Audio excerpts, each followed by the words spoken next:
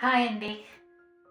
Life is a beautiful జర్నీలో మరొక వీడియోతో ఈరోజు మేము ముందుకు వచ్చేసాను. ఈరోజు నేను చెప్పబోయే అంశం హ్యాపీ అండ్ హెల్తీ రిలేషన్షిప్. మనం ఇప్పుడు ఒక కమ్యూనిటీలో ఉంటాం. ఫ్యామిలీ కమ్యూనిటీ, అలాగే వర్క్ ప్లేస్ కూడా ఒక కమ్యూనిటీ. ఈ కమ్యూనిటీలో హ్యాపీగా లైఫ్ని లీడ్ చేయాలంటే హెల్తీ రిలేషన్షిప్ అనేది చాలా ముఖ్యం. ఈ హెల్తీ రిలేషన్షిప్లో మనం ఏం కోరుకుంటాము? మనల్ని అవతల వ్యక్తి అర్థం చేసుకోవాలని, అలాగే ఎప్పుడూ సపోర్ట్గా ఉండాలని, మన వైపు నుంచి ఆలోచించాలని కోరుకుంటాము. అలాగే మనతో మనం ఎంత కంఫర్టబుల్గా ఉన్నామో అవతలి భాగస్వామ్యంతో కూడా మనం అంతే కంఫర్టబుల్గా ఉండాలని కోరుకుంటాము. సో మనలాగే అందరూ ఎక్స్పెక్ట్ చేస్తారు. మనం వాళ్ళ నుంచి ఏదైతే కోరుకుంటున్నామో మనం వాళ్ళకి అదే ఇస్తున్నామా లేదా అనేది ప్రతి ఒక్కళ్ళు చెక్ చేసుకోగలిగితే ఈ రిలేషన్షిప్ ప్రాబ్లమ్స్ అనేవి చాలా వరకు తగ్గుతాయి. ఎందుకంటే అందరూ తీసుకునే వాళ్ళే అయితే మరి ఇచ్చేవాళ్ళు ఎవరు? ప్రకృతి ధర్మం కూడా తీసుకోవడం, ఇవ్వడం. మేఘాలు భూమి నుంచి నీటిని ఆవిరి రూపంలో తీసుకుంటున్నాయి. అలాగే అవి వర్షించి తిరిగి భూమికి నీటిని ఇస్తున్నాయి. అలాగే చెట్లు మన నుంచి కార్బన్ డైఆక్సైడ్ తీసుకుంటున్నాయి, మళ్ళీ మనకు ఆక్సిజన్ ఇస్తున్నాయి. సో ఇచ్చి పుచ్చుకోవటం అనేది ప్రకృతి ధర్మం. అలా ఉన్నప్పుడు అన్ని రిలేషన్షిప్ అనేది బాగుంటుంది. సో కొందరు మేము అన్నీ వాళ్ళకి ఇస్తున్నాము కానీ అవతల వైపు నుంచి మేమేమీ పొందలేకపోతున్నాము అంటారు. అప్పుడు మనం వాళ్ళకి అర్థమయ్యేలాగా మనం మాట్లాడాలి, లేదా ఎదుటి వాళ్ళ సహాయమైనా తీసుకోవాలి. అంటే సామవేద దండోపాయాలు అంటారు కదా, అవన్నీ మనం ఉపయోగించాలి. ఆ తర్వాత అక్కడున్న పరిస్థితులను బట్టి ఏ నిర్ణయం తీసుకోవాలనేది ఆధారపడి ఉంటుంది.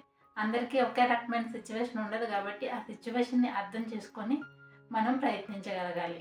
ఏదైనా ప్రాబ్లం ఎదురైనప్పుడు ఆ ప్రాబ్లంలో మనమే ఆ ప్లేస్లో ఉంటే ఎలా ఆలోచిస్తాము అనేది అవతల వ్యక్తి వైపు నుంచి కూడా మనం ఆలోచించగలగాలి. దీన్నే ఎంపతి అంటారు.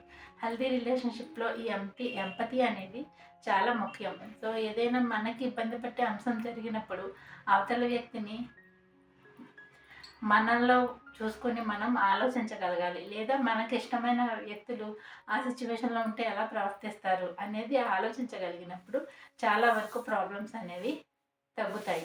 మ్యారేజ్ చేసుకోబోయే ముందు అక్కడ వాళ్ళ ఎక్స్పెక్టేషన్స్ ఏంటి, అక్కడ ఉన్న ఎన్విరాన్మెంట్ ఏంటి, అక్కడికి వెళ్ళిన తర్వాత నేను ప్లే చేయాల్సిన రోల్ ఏంటి అనేది అమ్మాయి అబ్బాయి కూడా ముందే అర్థం చేసుకొని దాని వైపుకి మనం అనుగుణంగా మార్చుకోగలగడం చాలా ముఖ్యమైన అంశం. మనం మంచి అబ్బాయి దొరికాడు లేదా మంచి అమ్మాయి దొరికింది, వాళ్ళతో మనకి బాగుంటుంది అని అనుకునే ముందు వాళ్ళు కూడా మనతో అలా ఫీల్ అవ్వాలనే విషయాన్ని మనం అర్థం చేసుకోవాలి. కంపాటబిలిటీ అంటే మనం మిగతా విషయాలన్నీ చూసుకోవడమే కాకుండా అక్కడ మనం ప్లే చేయాల్సిన రోల్ ఏంటో మనం అర్థం చేసుకోవడం అనేది చాలా ముఖ్యం. ఈ అన్ని విషయాలని పాటించగలిగితే చాలా వరకు సమస్యలు అనేవి తగ్గుతాయి. మ్యారేజ్ అనేది కూడా ఒక జాబ్ వంటిదే.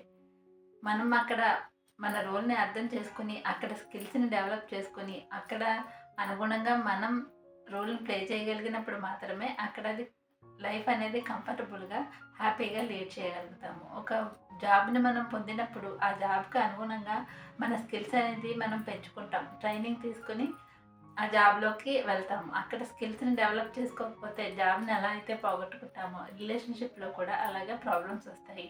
కాబట్టి ఈ విషయాన్ని అర్థం చేసుకుని మనకు అక్కడ మన రోల్కి తగిన విధంగా మనం మన స్కిల్స్ని పెంచుకొని మనం ప్లే చేయగలగాలి. Thank you all.